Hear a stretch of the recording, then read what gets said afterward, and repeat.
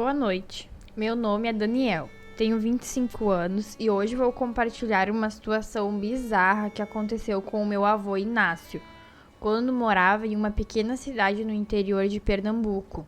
Embora eu não me lembre o nome exato da cidade, a história é interessante. Meu avô recebeu uma oferta de emprego para trabalhar em uma fazenda, e como ele costumava dizer, naquela época era preciso saber fazer de tudo um pouco e muito bem feito, já que as coisas não eram como são hoje em dia. Ele me contou que em um dia de volta para casa, um senhor forte montado em um cavalo o acompanhou e o convidou para trabalhar em uma fazenda. Esse senhor deu para o meu avô o endereço e ensinou detalhes de como chegar ao local. Meu avô tinha muitas habilidades, era um pouco veterinário, um pouco pedreiro, sabia plantar e muitas outras coisas.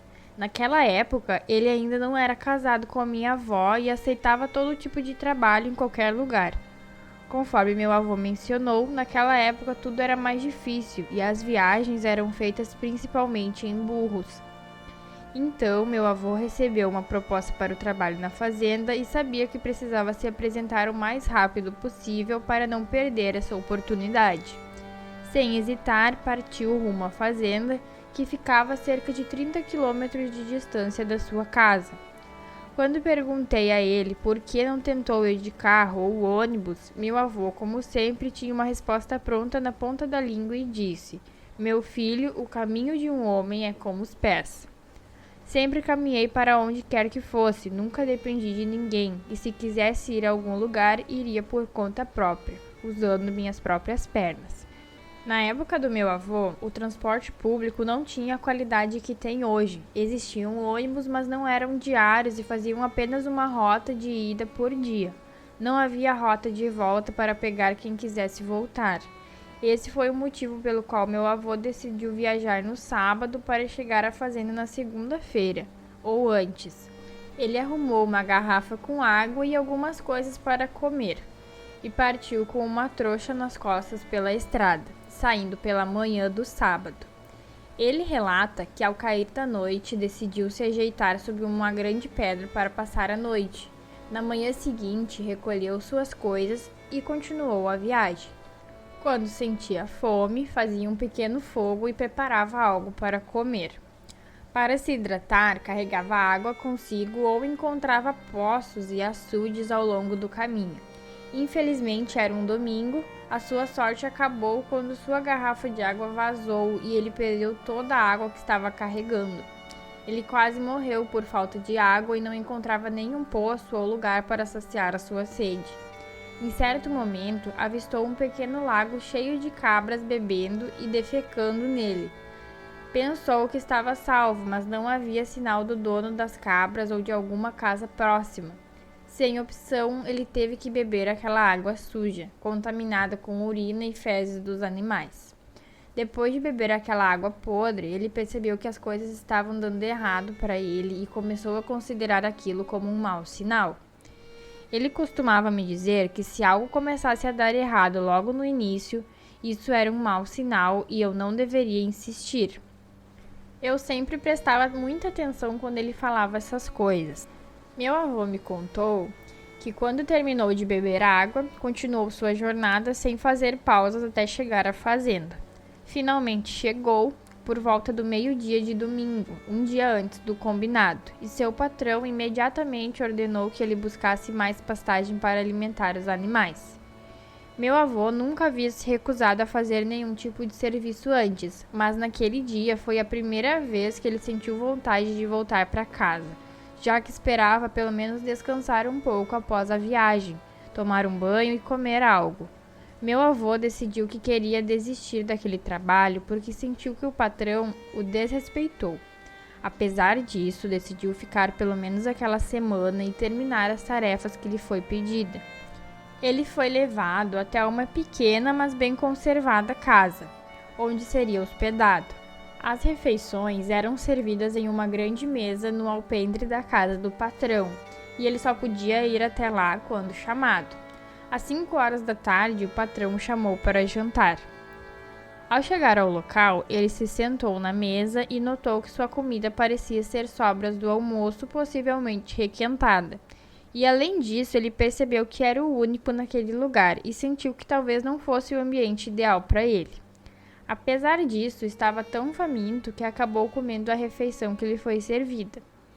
Enquanto observava a grande casa dos proprietários, notou que não havia ninguém dentro e ouvia apenas vozes de crianças e adultos, mas não conseguia ver ninguém. Decidiu então passar a noite ali e ir embora na manhã seguinte. Após anoitecer, ele arrumou uma rede na sala da casa e rapidamente adormeceu, exausto pela viagem desastrosa que havia feito. Porém, seu sono foi interrompido quando alguém o jogou da rede, fazendo cair no canto da parede. Meu avô ficou extremamente assustado com o que havia acontecido e temeu que pudesse ser o seu patrão, a única pessoa que havia visto desde que chegara à fazenda. Esse foi o dia mais aterrorizante da sua vida, pois a casa estava completamente escura, não havia eletricidade e sequer uma lamparina a gás para iluminar o ambiente. Ele não conseguia enxergar um palmo à sua frente e sentiu-se completamente vulnerável. Meu avô ainda estava atordoado no chão após ter sido jogado e sacudido pelo braço. A pessoa que o atacou pediu que ele saísse da casa imediatamente, alegando que ele era um invasor. Sem conseguir enxergar nada à sua frente, meu avô tentou se soltar e gritar por socorro, mas não obteve sucesso. Desesperado, começou a recitar o Pai Nosso e pedir ajuda a Deus.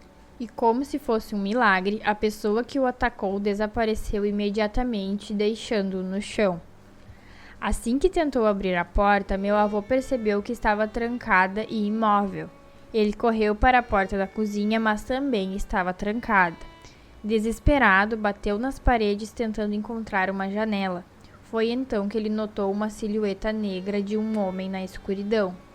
De repente, aquela coisa agarrou seus braços novamente e o arrastou pela casa até a sala.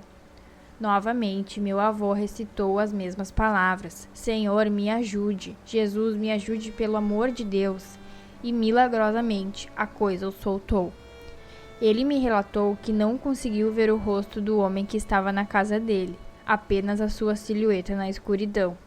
Esse homem estava tentando fazer algo ruim para ele, mas ele sabia que não poderia escapar porque estava no meio do nada. De acordo com meu avô, aquela coisa era muito mais forte do que ele e não adiantava lutar contra. A única coisa que ele podia fazer era orar e pedir ajuda a Deus. Ele fez as suas orações e de repente aquela presença desapareceu e o jogou contra a parede. Ele não sabe se estava alucinando ou se realmente estava ouvindo vozes ao redor da casa, mas a pancada foi tão forte que ele sentiu sua coluna. Em meio ao desespero, ele percebeu que o basculante da cozinha estava aberto. Sem pensar duas vezes, ele decidiu tentar sair por ali como sua única alternativa, e por um milagre conseguiu passar. Segundo meu avô, se ele fosse um pouco mais corpulento, provavelmente não teria conseguido pular o basculante e não saberia qual seria o seu fim. Após pular o basculante, meu avô correu de volta para sua casa, percorrendo aqueles 30 quilômetros de volta. No meio do caminho, na escuridão, ele começou a ouvir o choro de uma criança, e aquilo perturbou muito. Ele temeu pela sua vida, pois o choro da criança parecia estar seguindo pelo percurso. Meu avô me relatou que quando chegou em sua casa já era de manhã e ele estava completamente traumatizado com tudo o que havia acontecido.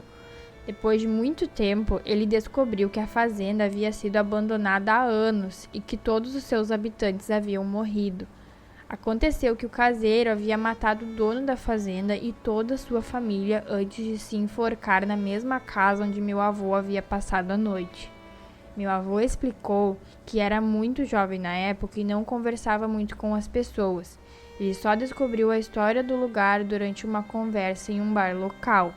Se ele tivesse conversado com alguém antes de ir para a fazenda, provavelmente não teria tomado essa decisão por conta própria e talvez nada daquilo tivesse acontecido.